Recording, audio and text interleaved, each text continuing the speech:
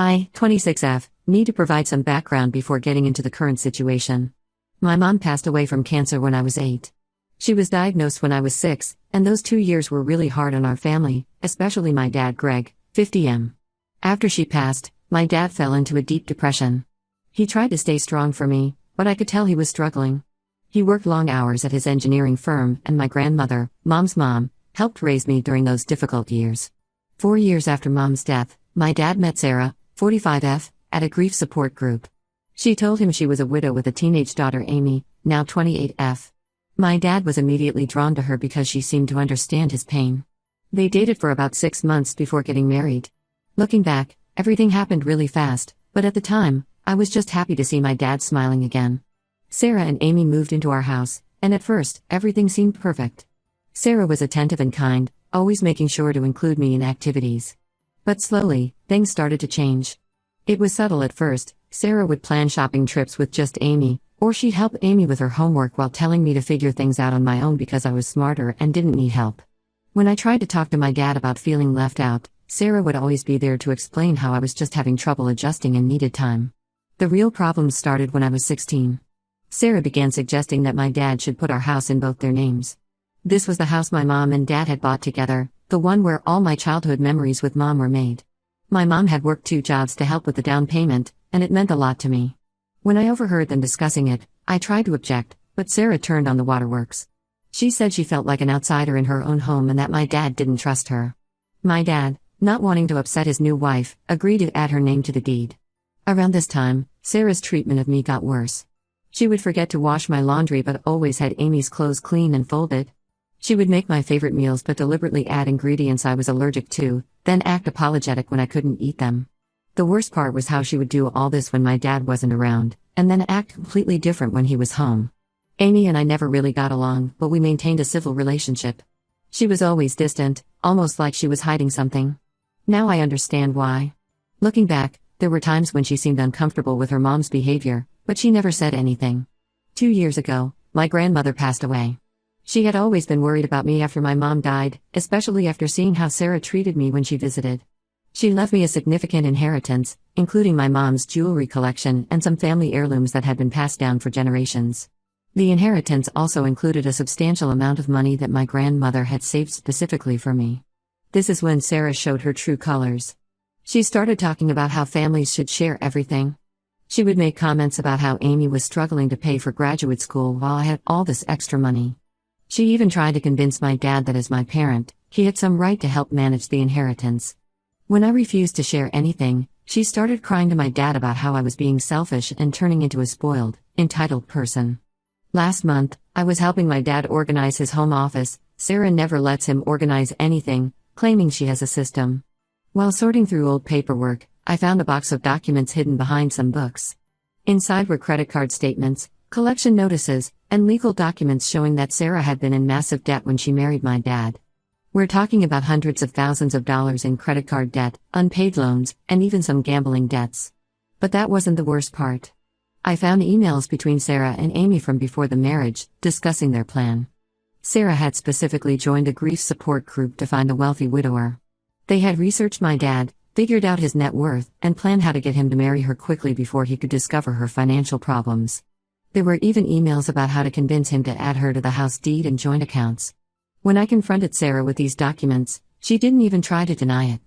Instead, she broke down crying, claiming she had been desperate and afraid when she met my dad, but had genuinely fallen in love with him later. She begged me not to tell him, saying it would destroy their marriage and our family. I gave her 24 hours to tell my dad herself, or I would. She must have spun some story to him because when I tried to show him the evidence, he refused to even look at it. He said Sarah had already told him about some financial troubles from her past, and that everyone deserves a second chance. He accused me of trying to cause problems because I was jealous of his relationship with Sarah. I was furious. This woman had deliberately targeted my grieving father, lied about being a widow. I later discovered her first husband was very much alive, hidden massive debts, and manipulated her way into our lives. She had spent years subtly pushing me away from my dad, and now she had him so wrapped around her finger that he couldn't even see the truth. I packed my bags that day and moved in with a friend. My dad keeps calling and leaving messages about how I'm being unreasonable and tearing the family apart.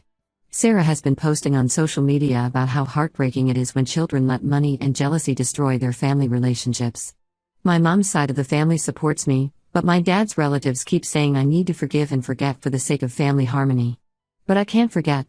This woman targeted my vulnerable father, lied her way into our lives, tried to push me out, and now wants to get her hands on my inheritance. Ida for refusing to have anything to do with them and protecting my inheritance through legal means? Update 1: The past 2 weeks have been absolute chaos. After I moved out, Sarah started calling all our family friends and relatives, telling them I had a mental breakdown because of unresolved grief over my mom's death. At first, I ignored it because I didn't want to engage in her drama, but then something unexpected happened. Amy showed up at my workplace 3 days ago. I almost didn't recognize her because she looked terrible, like she hadn't slept in days. She asked if we could talk somewhere private. I was hesitant, but something about her demeanor made me agree. We went to a nearby coffee shop, and what she told me turned my whole world upside down. Apparently, Sarah had done this exact same thing before, multiple times. The story about being a widow? Complete lie. Amy's real dad is alive and well, living in California. He wasn't some deadbeat who abandoned them like Sarah had told everyone. He was actually a successful businessman who Sarah had targeted, just like my dad. She had married him, convinced him to put assets in her name, maxed out credit cards in his name, and then divorced him when she found my dad, someone she considered a better prospect. Amy showed me documents from her mom's previous marriage and divorce. She had photos, emails, and court documents proving everything. She even showed me a notebook where Sarah had written detailed plans about how to manipulate different men she was targeting. My dad wasn't even her first choice. She had been working on another widower from the grief support group, but he got suspicious and started asking too many questions. The reason Amy came forward now is that history is repeating itself. She found recent emails showing that Sarah is already planning her exit strategy from my dad. She's been in contact with another wealthy man she met at some charity event. But she won't leave until she gets her hands on more assets. Specifically, she's been obsessing over my inheritance. Amy confessed that Sarah has a gambling addiction that she's managed to hide for years. She's been losing massive amounts of money on online poker and sports betting. That's why she's been so desperate to get me to share my inheritance with Amy. She needed the money to cover her gambling debts before my dad discovered them. Amy showed me screenshots of Sarah's gambling accounts. She's lost over $200,000 in the past year alone. What made me feel physically sick was learning that Sarah has been monitoring my bank accounts. Apparently, she installed some tracking software on my dad's computer and has been using his passwords to check my accounts. She even tried to call my bank pretending to be me to get information about my inheritance, but thankfully they had proper security measures. I took all this information to my dad, thinking surely now he would see the truth. His reaction felt like a punch to the gut. He accused me of bribing or manipulating Amy into lying about her mother. He said I was acting just like my mom. Apparently, Sarah had told him that my mom had tried to turn him against her family when they were first dating. This was a complete lie, but Sarah had spent years planting these seeds of doubt in his mind. My dad's behavior has become increasingly erratic. He showed up at my friend's apartment where I'm staying, demanding I stop spreading lies about his wife. He said I was acting like a spoiled child who couldn't handle not being the center of attention anymore. When I tried to show him the evidence Amy had given me, he refused to even look at it. Instead, he threatened to go to court to try to get control of my inheritance to protect me from making bad decisions. Sarah has been playing the victim masterfully. She's been telling everyone that Amy is mentally unstable and has always been jealous of her relationship with me. She's claiming that Amy is making up lies because she's angry that Sarah won't give her more money. Some family friends have started avoiding me because Sarah told them I was harassing her and threatening to destroy her marriage.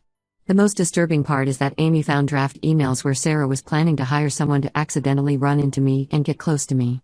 She wanted to plant someone in my life who could influence my financial decisions and help her get access to my inheritance. When Amy confronted her about this, Sarah laughed it off as a joke, but Amy took screenshots just in case. I've hired a lawyer to protect myself and my assets. The lawyer advised me to file for a restraining order against Sarah after seeing the evidence of her planning to have someone infiltrate my life. We're also looking into her previous financial frauds to see if there's enough evidence for criminal charges. Amy is terrified of her mother finding out that she told me everything. She's planning to move across the country to live with her real dad.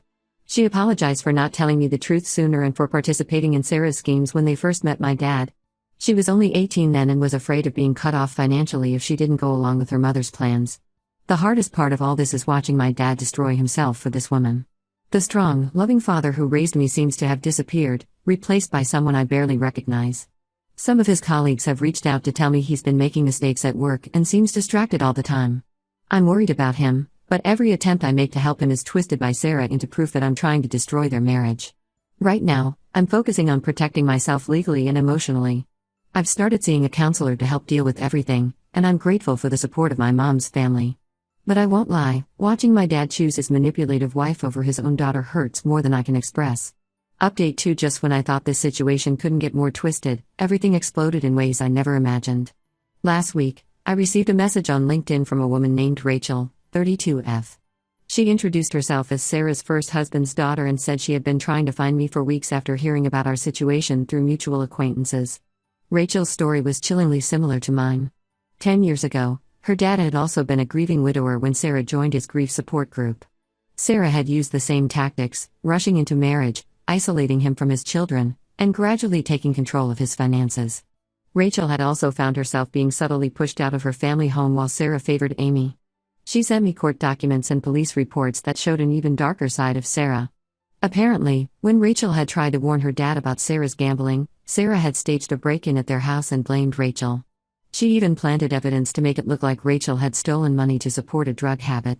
Rachel's dad believed Sarah and cut contact with Rachel for 3 years. By the time he discovered the truth, Sarah had already divorced him and moved on to her next target. Rachel connected me with 2 other families who had similar experiences with Sarah. In each case, she had targeted wealthy widowers with teenage daughters. She would always claim to be a widow herself, use Amy to help her seem more sympathetic, and then systematically work to gain control of their assets. She had perfected her manipulation techniques over the years, learning from each situation what worked best. The most disturbing discovery was that Sarah kept detailed records of everything. Rachel's dad had found notebooks where Sarah had written elaborate plans, including how to exploit each family's specific vulnerabilities. She had even categorized potential targets based on their net worth and how easily she thought they could be manipulated. When I shared this information with my uncle, Dad's brother, he finally took me seriously. He had always been skeptical of Sarah but had kept quiet to keep peace in the family. He helped me compile all the evidence and presented it to my dad when Sarah was away at what she claimed was a wellness retreat, which we later discovered was actually a gambling trip to Las Vegas. For the first time, my dad actually looked at the evidence. The notebooks were what finally broke through his denial. He recognized Sarah's handwriting and entries that detailed plans to manipulate him, including notes about using his grief over Mom's death to rush him into marriage. There were even calculations of how much money she could potentially get from divorcing him once she had enough assets in her name.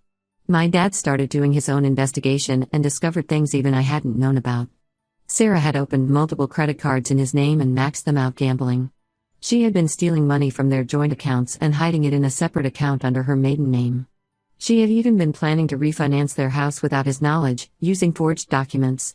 When Sarah returned from her retreat, my dad confronted her with everything. Instead of denying it, she tried to blackmail him. She threatened to tell his business partners about some supposedly illegal deals he had made, all lies, but she said she had forged documents to support her claims. She also threatened to ruin his reputation by accusing him of abuse. But Sarah didn't know that we had anticipated this. My dad had already spoken to his business partners and warned them about potential false allegations. We had also gathered statements from her previous victims and evidence of her past frauds. When she realized she was cornered, she completely changed tactics.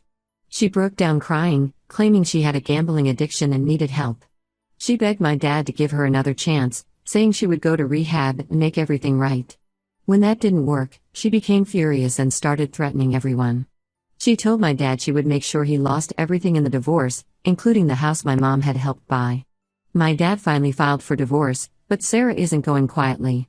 She's already hired an aggressive divorce attorney and is demanding half of everything, including my dad's retirement accounts.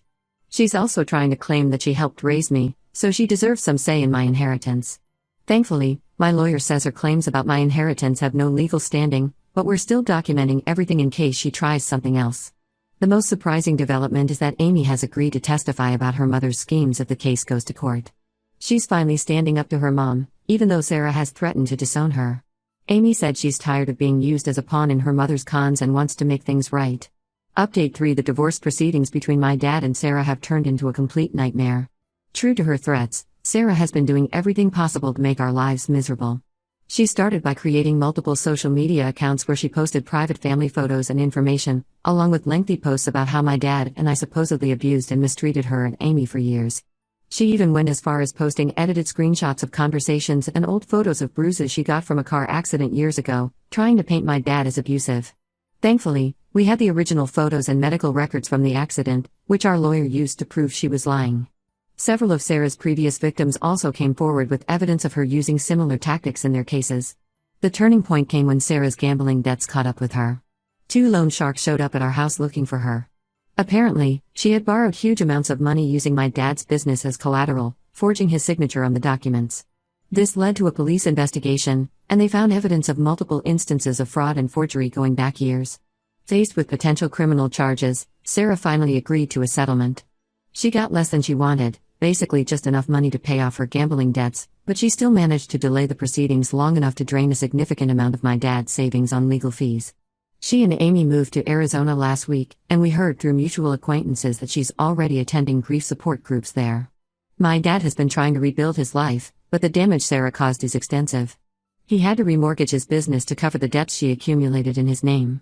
He's lost friends who still believe some of Sarah's lies, and his reputation in our community has taken a hit. He's in therapy now, finally dealing with not just Sarah's betrayal but also his unresolved grief over my mom's death, which Sarah had exploited so effectively. He keeps asking me to move back home, saying he needs help getting his life back on track. He's apologized multiple times for not believing me and for choosing Sarah over me. While I appreciate his apologies, I told him I need time. The trust between us has been severely damaged, and I can't just pretend the last few years never happened. Rachel and the other victims have formed a support group, and we've been sharing information to help warn others about Sarah's schemes. We've also been working with a detective who believes Sarah has done this to at least 6 other families across 3 states. The investigation is ongoing, but there's a possibility she might face criminal charges if enough evidence is found. Amy reached out last week to let me know she's cut all contact with her mother and is living with her real dad now. She's finally getting therapy to deal with years of being manipulated and used in her mother's cons. She asked for my forgiveness, but honestly, I'm not ready to forgive anyone involved in this mess. I'm focusing on my career and building my own life now. The whole experience has taught me valuable lessons about trust and family. Sometimes the people who are supposed to protect you are the ones who hurt you the most. I'm not sure if I'll ever fully reconcile with my dad, but for now, I'm at peace with keeping my distance while he works on himself. The detective warned us that Sarah will likely continue her schemes elsewhere. It's all she knows how to do. But at least our family is free of her manipulation, and we have legal protections in place if she ever tries to contact us again. Sometimes the best thing you can do is walk away and let toxic people destroy themselves.